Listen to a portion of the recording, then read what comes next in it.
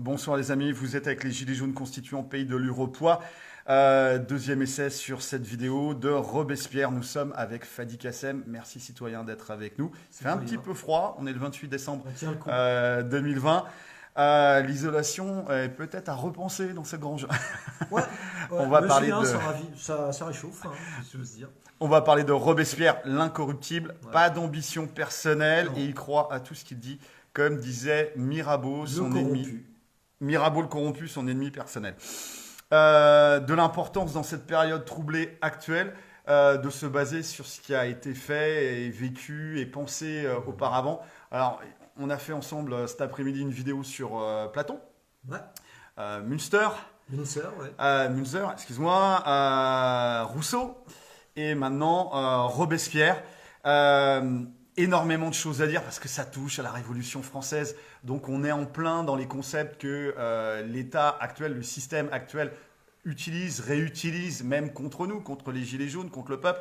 Mais toi, tu es un prof d'histoire, donc agrégé, Sciences Po aussi.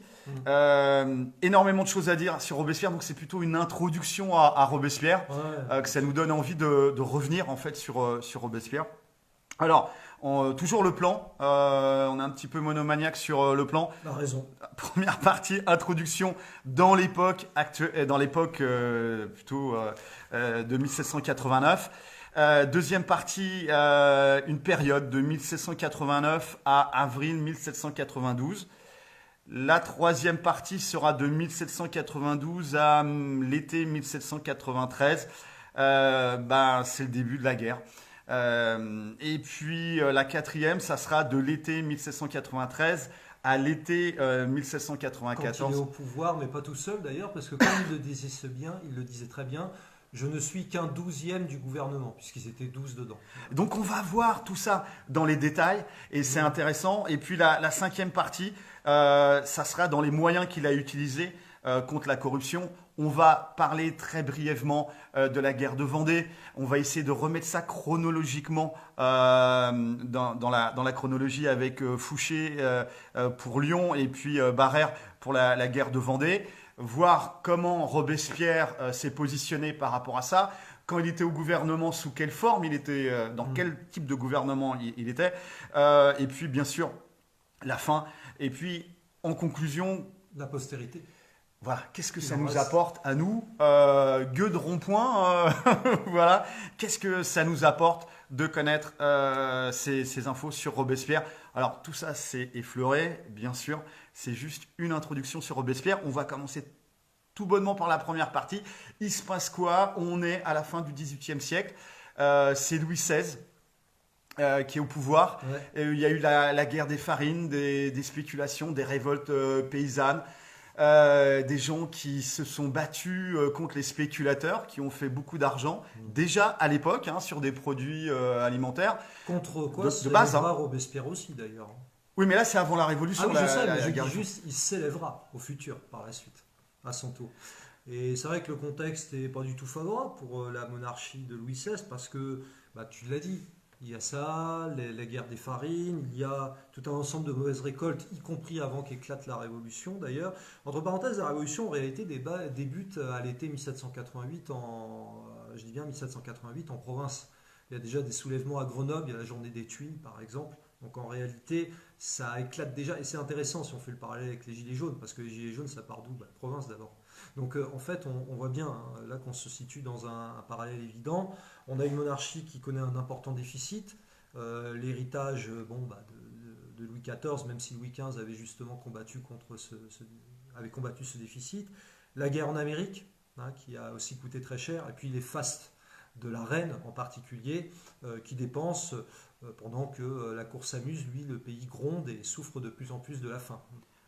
Est-ce qu'il y aurait un parallèle à faire avec, tu sais, à l'Élysée, 500 000 balles pour la moquette, Oui, et etc. puis 500 000, c'est une goutte d'eau pratiquement, mais c'est le même principe. Bon, c'est le même principe. Comment ça se passe à l'époque, le pouvoir aristocratique? Comment ça se passe avec le pourrissement de ce pouvoir-là? Est-ce qu'on a un roi fort? Est-ce qu'on a un roi diminué, naïf, manipulable? comment ça se passe par rapport à la noblesse d'épée et la noblesse de robe. Ouais. Alors, noblesse de robe, qu'est-ce que c'est? Donc des gens qui achètent des titres, des bourgeois, C'est ça. donc des commerçants, des intermédiaires qui ont fait fortune et qui s'achètent une légitimité, un petit peu à la Voltaire peut-être, pour mettre la main sur des terres, spéculer, attaquer les communs, les terres en commun, mettre la main dessus. Ça, c'était quand même, au niveau de l'Ancien Régime, c'était un acquis pour les paysans d'avoir ces terres en commun, ces bois en commun. Et donc là, on a une pression prédatrice de la bourgeoisie. Ah oui, on est en plein dedans. Une bourgeoisie qui, encore une fois, est mue par les idéaux de Smith, etc., notamment. Elle n'a même pas besoin de les lire, elle les applique. Tu peux revenir dessus? Ouais, c'est-à-dire l'égoïsme, la recherche personnelle du profit. Bon, voilà, et puis on exploite tout ce qu'il faut pour Alors, ceci. le concept, c'est le bien commun, finalement, se base sur l'égoïsme de chacun. Chacun est un prédateur pour Les l'autre. vices privés font la vertu publique. Mandeville, 1714. Les vices privés font la vertu publique. Mais au-delà, ce qui est vrai, c'est que l'aristocratie connaît de profondes mutations, tu l'as dit. La bourgeoisie pousse de plus en plus pour obtenir le pouvoir politique, les titres de noblesse en tout cas, elle les obtient. Elle estime ne pas être assez satisfaite en termes de pouvoir politique, donc elle réclame ce pouvoir politique. Alors évidemment, elle s'appuie sur la colère de personnes qui, elles, ont comme premier souci de remplir leur ventre. C'est déjà ça le vrai problème. Et ça débouchera donc sur cette fameuse révolution qui, dans un premier temps, en réalité, va être portée par, certes, des gens en colère, des artisans en colère, etc., mais aussi par une bourgeoisie qui a comme première ambition de confisquer la révolution et obtenir ses propres privilèges.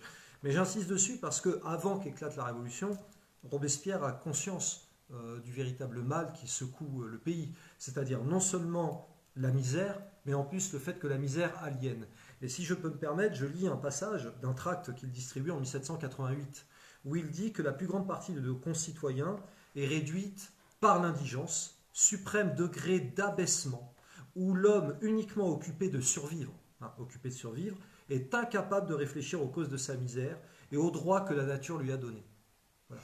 Alors là, c'est marrant ce que tu dis, parce que ça nous ramène à une vidéo qu'on avait fait il y a 1 an et demi. On se posait la question, il y a 10 millions de pauvres, à l'époque il y en avait 9 millions officiellement, maintenant on est à 10 millions. Officiellement aussi. Et on se disait, mais comment ça se fait qu'il n'y ait pas 10 millions de gilets jaunes ou 9 millions de gilets jaunes? Ouais, oui.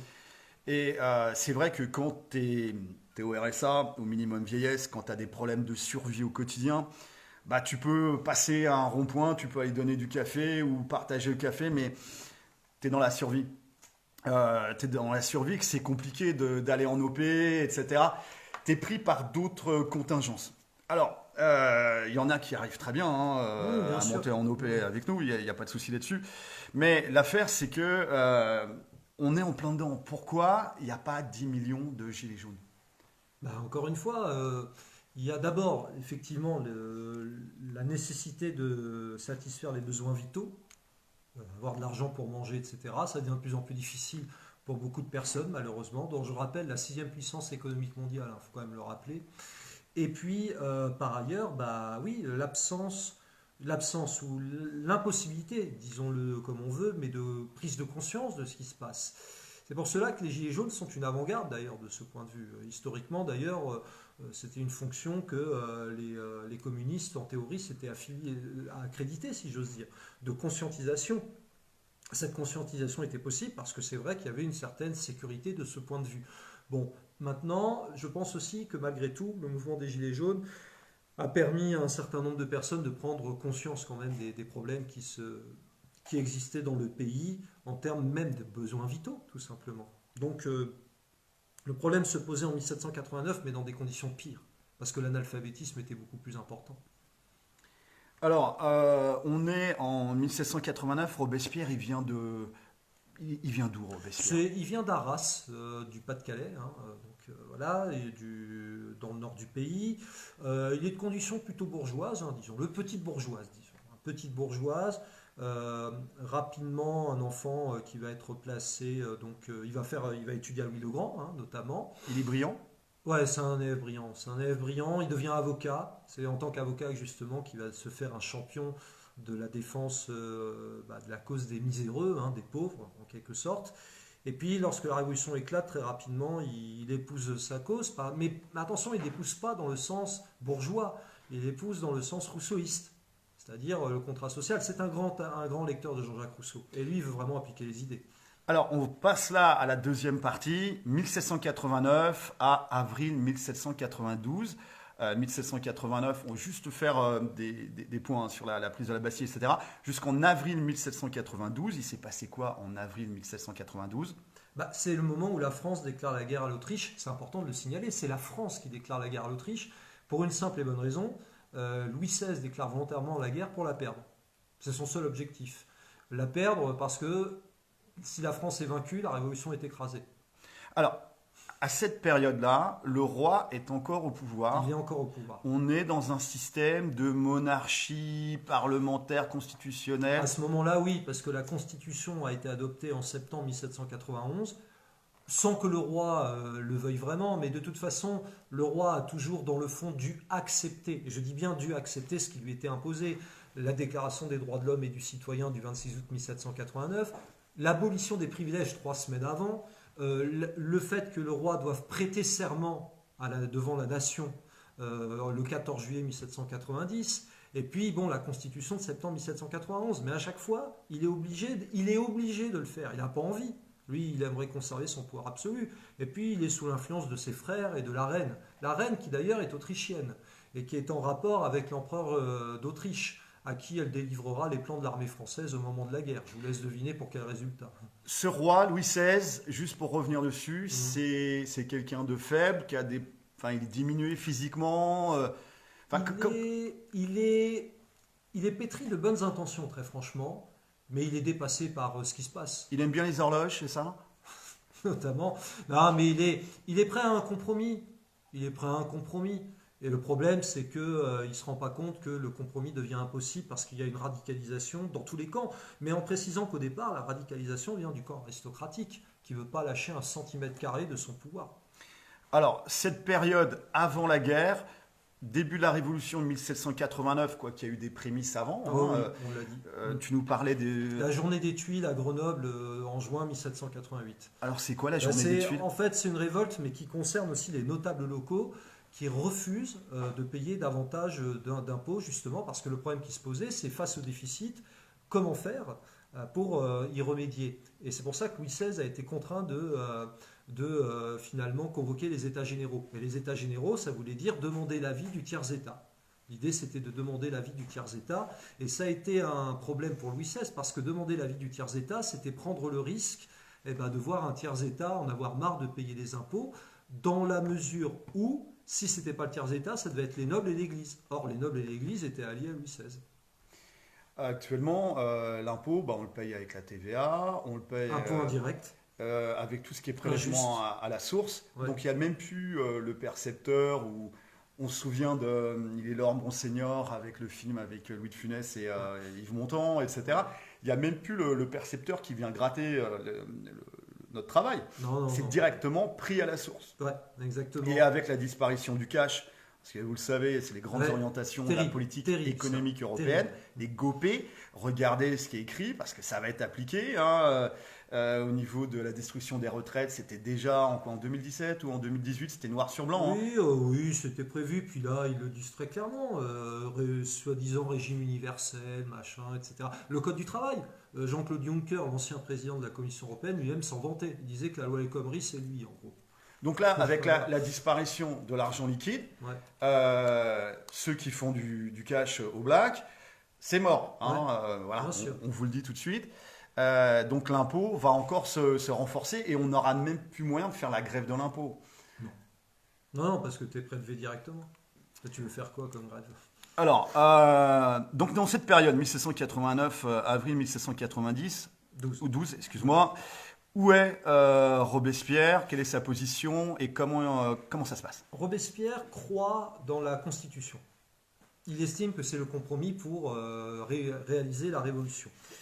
Et puis il se rend compte que c'est impossible parce que de toute façon le roi, la reine ne veulent pas du compromis. C'est normal, une constitution, ça signifie que le roi a moins de pouvoir. Donc c'est inacceptable pour un monarque absolu, ou dit-elle du moins. Et donc par conséquent Robespierre ensuite de toute façon est dans le sens de la révolution. Il est toujours dans ce sens-là, c'est lui qui l'incarne le plus, pas le seul, mais le plus. Et par conséquent, à partir du moment où le roi tente de fuir et est arrêté à Varennes le 21 juin 1791, et qu'ensuite il tolère, voire il ordonne, ça peut se discuter, mais en tout cas qu'il va laisser faire le massacre du Champ de Mars le 17 juillet 1791, lorsque des gens, des sans-culottes sont venus réclamer la République, et ben, voilà, il va y avoir une fusillade sur le Champ de Mars. Bon là, Robespierre, de toute façon, il prend le fait et cause pour la Révolution. Le roi est discrédité. Et d'ailleurs, il aura une très belle formule au moment du jugement du roi. Robespierre clôturera son discours en disant « Louis doit mourir parce qu'il faut que la patrie vive ». Quel est le poste de Robespierre à cette période? Il est toujours avocat, il a été député. Je précise, c'est important, qu'il avait refusé d'être renouvelé en tant que député. Il estimait qu'il fallait qu'il y ait justement une rotation. Ça, c'est important. Donc, il était dans une logique de mandat impératif et révocatoire qui s'appliquait à lui-même et il avait décidé de renoncer au poste de député. À vrai dire, c'est peut-être même une erreur qu'il a commise à ce moment-là parce qu'en refusant à ce poste, il cédait la place à des types qui, eux, n'étaient pas incorruptibles. Bah, balance, hein. De toute façon, ils sont morts. Hein. Ils Oh, vont pas nous faire de procès. Alors, évidemment, mais au-delà de Mirabeau, alors lui, bon, c'est une notoriété publique, Mirabeau, mais parmi les Girondins, il y avait quand même un certain nombre de propriétaires, en fait, de propriétaires qui, d'ailleurs, je le signale, avaient remplacé la devise que vous connaissez, liberté, égalité, fraternité. À l'époque, on avait dit aussi ou la mort, puisqu'après tout, il fallait se battre pour imposer ceci. Les Girondins l'avaient remplacé par la devise liberté, égalité, propriété. Je crois que c'est très clair, non? Alors, qu'est-ce qu'on entend par Girondins? C'était à l'Assemblée. Ce qu'on appelle les Girondins, c'était au départ des royalistes comme tout le monde, puis après ils défendent une république, mais une république qu'ils veulent, qu'ils qualifient de fédérale, c'est-à-dire en fait avec un large pouvoir pour les provinces, les régions, etc. Pourquoi pas dans l'absolu? Sauf qu'on est en guerre. On est en guerre, et ce qui compte, À c'est cette l'unité. époque, on n'était pas en guerre. À partir d'avril 1792, si, or, les Girondins vont accepter la guerre, vont pousser à la guerre, ils vont encourager Louis XVI de ce point de vue, ils font la guerre. Une guerre parce que d'un côté, ils croient qu'ils vont pouvoir étendre la révolution par les armes, mais comme le disait si bien Robespierre, personne n'aime les missionnaires armés, et d'ailleurs ça s'est vu par la suite, puisque les armées françaises étaient peut-être dans un premier temps bien accueillies, mais ensuite pas bien vues. Et de surcroît, pour les Girondins, c'était aussi un moyen, la guerre, de faire quelques profits.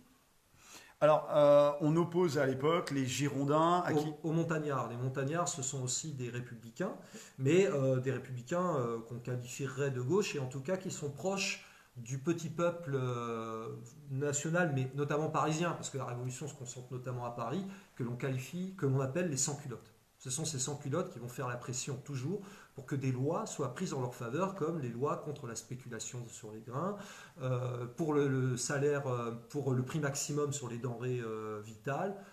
Il faut savoir qu'il y a eu quand même un certain nombre de lois en mesure des plus pauvres, en faveur des plus pauvres, hein, très clairement. Alors là, c'est la première période, 1789 à avril 1792. Mmh.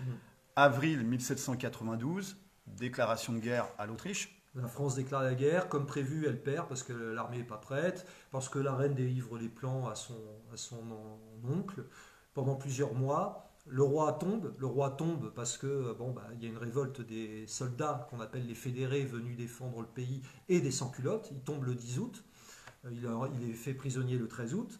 Et puis il y a une vacance du pouvoir, c'est-à-dire qu'il y a un espèce 13 août 1792. Il y a une vacance du pouvoir. Les Girondins, plus Danton, Montagnard, mais Danton s'entend avec tout le monde et cède aux honneurs lui aussi d'ailleurs, vont réussir à négocier, disons-le clairement, la bataille de Valmy le 20 septembre 1792. Qu'est-ce que tu entends par négocier la bataille de Valmy? Je sais pas, les armées avancées, les armées prussiennes, autrichiennes, elles gagnaient des batailles coup sur coup et puis tout à coup à Valmy ça s'arrête.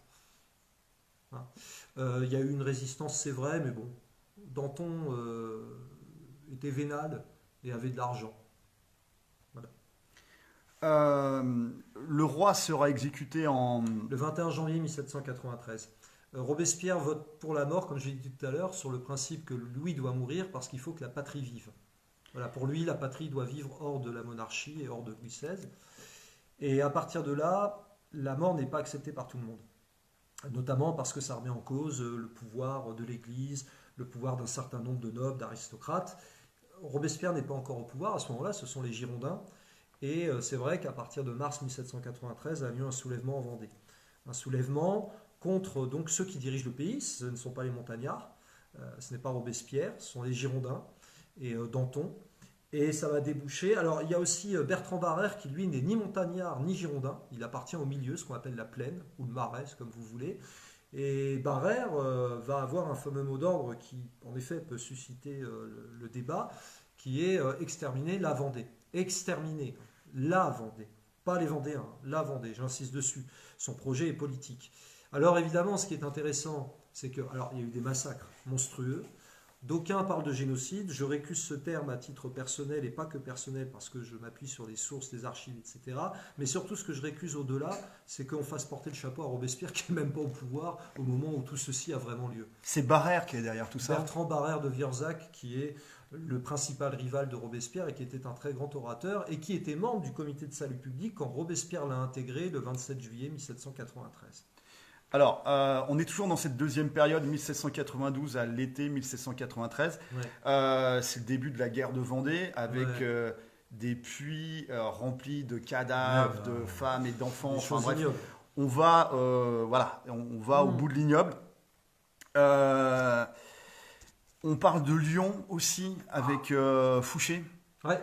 Joseph Fouché, le mitrailleur de Lyon, qui sera rappelé par Robespierre furieux quand Robespierre sera au pouvoir et qui se demande mais pourquoi tu as mitraillé tout ça, c'est inacceptable, etc. Donc ça canonnait directement sur la population. Se mitrailler dans tous les sens, que Robespierre refusait. Robespierre était contre ces excès. Il n'était pas au pouvoir à l'époque, hein, c'est ça? Il y arrive le 27 juillet. Donc la guerre de Vendée, ça fait au moins déjà 4 mois qu'elle a lieu. Donc, Et l'épisode de Lyon, c'est quand? c'est à l'été 1793, c'est au moment où Robespierre arrive au pouvoir. Il faut savoir que Fouché est un représentant de ce qu'on appelait le comité de salut public, un représentant de ce comité. Dans chaque département, il y avait un type qui représentait, voilà. Et quand il y avait des massacres comme ça, Robespierre non seulement les désapprouvait, mais même condamnait les types et qui craignaient pour leur tête. Alors lui était député pendant cette période-là? Robespierre est député et il va participer de la chute des Girondins qui est obtenue le 2 juin 1793 sous la pression des sans-culottes. Il y a quand même 80 000 personnes qui font pression. 80 000 personnes, hein, le Stade de France, qui fait pression sur l'Assemblée nationale de l'époque, la Convention nationale. Donc là, c'est les montagnards, qui vont prendre le pouvoir. donc les sans-culottes, qui vont prendre le pouvoir cet été 1793. On passe à la quatrième partie, été 1793 jusqu'à été 1794. Je préciserai même 27 juillet à chaque fois. 27 juillet 1793, Robespierre entre au comité de salut public. Poussé par les montagnards, les sans-culottes. Ouais. Et 27 juillet 1794, il se fait culbuter par la Convention nationale qui le craint. Alors, est-ce que tu peux nous parler de cette période où Robespierre a été aux affaires? Oui, bien sûr. Bon, écoute, Donc ça fait 4 mois que la guerre de Vendée, avec les exactions contre la population civile et une guerre civile plus Lyon, ont déjà eu lieu. Comment ça se passe à l'intérieur, comment ça se passe aux frontières quand il arrive au pouvoir, et il arrive au pouvoir sous quelle forme?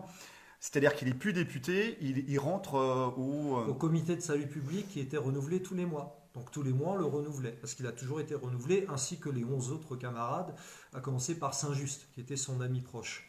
Alors c'est des mandats révocatoires là-dessus Oui, en quelque sorte, bah oui, parce que et puis tu peux le quitter ou tu te fais si t'as pas rempli ta fonction. Il y avait un vrai contrôle sur le gouvernement. Il y avait un vrai contrôle. Contrôle par qui?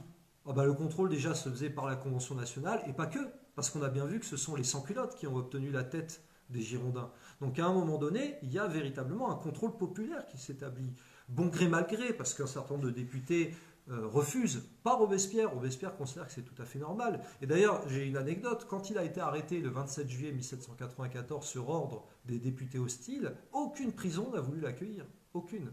Ils estimaient qu'il n'avait pas à être prisonnier. Donc pendant un an, Robespierre a été aux manettes? Ouais, pas il seul? Pas tout seul, non. C'est un 12e, il y en a d'autres. Il est même minoritaire dans le gouvernement, contrairement à ce qu'on peut croire. Mais c'est l'homme fort. C'est un très grand orateur. Bon, il prononce des discours longs, interminables pendant des heures, mais il est rousseauiste. Il croit vraiment dans ça et il croit dans la vertu. Et il estime que la vertu, ça doit être le ressort du gouvernement en temps de paix. Sauf qu'on n'est pas en temps de paix, on est en temps de guerre. Guerre à l'extérieur, aux frontières, plus à l'intérieur contre les ennemis de la Révolution qui veulent écraser également la Révolution, parce qu'il y en a qui sont restés. Donc il y avait des craintes de débarquement de troupes anglaises dans les ports, etc. Clairement. Et donc, comme on est en temps de guerre, la vertu seule ne peut suffire. Et il va théoriser le fameux gouvernement en temps de guerre qui est celui qui associe la vertu et la terreur. Donc là, c'est la notion de terreur qui arrive. Bah oui, oui, même s'il n'y a pas de gouvernement de la terreur en fait. Mais il y a l'idée que la vertu, elle est indispensable, sans laquelle la terreur est funeste, mais la terreur sans laquelle la vertu est impuissante. Comment peut-on imposer la vertu en temps de guerre quand on te menace d'une baïonnette sur la tempe? Alors la terreur contre qui? D'abord contre tous ceux qui combattent la révolution, les ennemis extérieurs, les Prussiens, les Autrichiens. À l'intérieur, c'est contre les aristocrates, contre les prêtres réfractaires qui continuent de jurer fidélité à Rome et qui refusent de reconnaître la révolution, contre des émigrés. Et après qu'il y ait eu des abus, bah oui, parce qu'effectivement, il y a eu des abus. Alors, est-ce qu'ils sont imputables à Robespierre? La seule chose que je peux dire, c'est que Robespierre n'était pas membre du comité de sûreté générale, dont on ne parle jamais, qui était en fait la police et qui contrôlait le tribunal révolutionnaire. Et qu'au sein de Donc ce les comité, exécutions. ouais, et au sein de ce comité, il y avait plein d'ennemis de Robespierre. Robespierre, l'incorruptible. Son combat contre la corruption, là, il est au pouvoir, enfin un 12e du pouvoir, avec Tout à fait. des personnes qui sont plutôt de son côté ou d'autres opposés. Comment ça se passe contre la corruption quand il est aux manettes? Peine de mort. Peine de mort. Au niveau des spéculateurs, Peine de mort. D'accord. La spéculation sur le grain est interdite. C'est une condamnation à mort dans ces cas-là. Lui-même va défendre l'idée de créer personnellement, il va défendre une loi en faveur du stockage des grains justement pour éviter la spéculation, etc. Il y a vraiment il pourchasse les corrompus, ceux qui sont dans la logique de spéculation, ceux qui sont également trop enrichis. Il se méfie beaucoup des gens trop enrichis comme Danton. À un moment donné, Danton va devenir dangereux parce qu'il est trop enrichi. Ce qui n'est pas une bonne. Il faut bien reconnaître qu'en ces temps troublés où il y a quand même pas mal de guerres et de misérables, c'est pas une riche idée. Mais surtout parce que Danton va être de plus en plus critique envers le gouvernement auquel appartient Robespierre. Donc Danton est perçu potentiellement comme un type qui fait le jeu de la contre-révolution. Et à ce moment-là, la corruption, vous savez, moi je tiens quand même à rappeler, on parle toujours des droits de l'homme et du citoyen, etc. Mais le préambule, avant même les articles, la corruption est dénoncée ainsi que l'ignorance. Je dirais même l'ignorance est dénoncée comme étant la cause de tous les malheurs et de la corruption des gouvernements. Est-ce que tu veux nous parler de la Constitution de 1793? Inconnue, la Constitution et la Déclaration des droits de l'homme et du citoyen du 24 juin 1793. Elle n'est pas très connue. Évidemment, pourquoi? Parce que lorsqu'on la regarde, on découvre que l'assistance publique, que l'éducation, que sont des choses, des droits de l'homme et du citoyen, qu'il doit avoir un contrôle beaucoup plus important sur les élus, que la propriété va être beaucoup plus encadrée. Et puis il y a un article terrible, absolument terrible pour les possédants, c'est l'article 35. C'est l'article 35 qui dit la chose suivante: quand le gouvernement viole les droits du peuple, l'insurrection est pour le peuple et pour chaque portion du peuple le plus sacré des droits et le plus indispensable des devoirs. Et ça, c'est dans cette Constitution. Est-ce qu'il y avait aussi le mandat impératif et révocatoire? Ce qui est certain, c'est qu'il était indiqué, par exemple, dans l'article 30, si je le lis, que les fonctions publiques sont essentiellement temporaires. Elles ne peuvent être considérées comme des distinctions, ni comme des récompenses, mais comme des devoirs.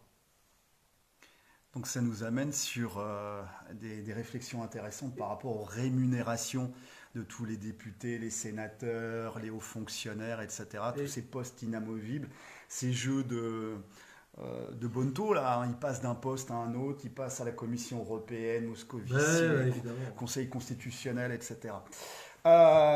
Et donc on peut imaginer que cette Constitution de 1793 a été enterrée, bel et bien enterrée. Pourquoi n'en parle-t-on jamais, y compris à l'école? Pourquoi Fernand Nathan n'en parle-t-il pas? On a peut-être la enfin, réponse. j'en parle à mes élèves, vous vous en doutez bien, mais bon. Alors, comment ça se finit, Robespierre? Mal Pourquoi? pour lui, il tombe parce qu'il devient... Napoléon dira même de lui que Robespierre a été culbuté parce qu'il a voulu arrêter la révolution, carrément. Il voyait bien que ça déraillait, il sentait bien que la corruption était malheureusement beaucoup trop importante. Et puis trop d'ennemis notamment parmi ceux qui avaient mené les exactions, comme Carrier à Nantes ou Fouché à Lyon. Donc voilà, il va tomber là-dessus. Et puis parce que certains estimaient que les mesures de salut public, parce que c'est ça leur vrai nom, étaient devenues non utiles, dans la mesure où la France, c'est vrai, était en train de gagner des guerres. Ouais, gagner des guerres en attendant, 11 ans plus tard, la révolution sera écrasée. Qu'est-ce que laisse Robespierre à la postérité? Où est-ce que l'esprit de Robespierre ressort? Et puis, est-ce que on aurait besoin d'une multitude de Robespierre actuellement? Ah bah clairement, mais je dirais que ce qui reste de Robespierre, c'est d'abord la nécessité vraiment d'explication, de combat, tout le temps, tous les jours, comprendre le monde, et vraiment mener ce combat à fond. Je dirais mener à fond dans le sens où Robespierre croit, comme le disait Mirabeau, il ira loin, il croit tout ce qu'il dit. Mais il croyait dans le sens véritablement du bonheur du peuple. Et j'insiste dessus. Si je dois lire un dernier passage à propos de Robespierre, c'est lorsque Robespierre essaye de comprendre pourquoi il y a le malheur dans le fond. Et voilà ce qu'il disait. C'est ce principe politique qui dit que la base de la liberté, la base du bonheur social, c'est l'égalité. Toute institution qui tend à augmenter l'inégalité des fortunes est mauvaise et contraire au bonheur social. C'est pour ça d'ailleurs que se sont soulevés les Gilets jaunes. Ils l'ont parfaitement compris, sans peut-être savoir que Robespierre l'avait déjà dit. Et pas d'ambition personnelle. Non. D'ailleurs, quand on est surnommé de son vivant l'incorruptible, c'est qu'il y a bien une raison. Voilà les amis, des pistes de réflexion très très intéressantes. Merci d'avoir partagé ton savoir. Merci à vous toutes et tous, surtout. Merci à tous les collègues qui sont là. Merci aux auditeurs. On reviendra sur Robespierre. On aura l'occasion. Ouais. C'est fondamental. Les amis, force et honneur, on ne lâche rien. Force et honneur à toutes et tous. Et puis, on vous souhaite une excellente soirée et une très très bonne année. C'est dur, notre combat est juste, nous vaincrons. Force et honneur. Tous ensemble en même temps. Aou. Aou.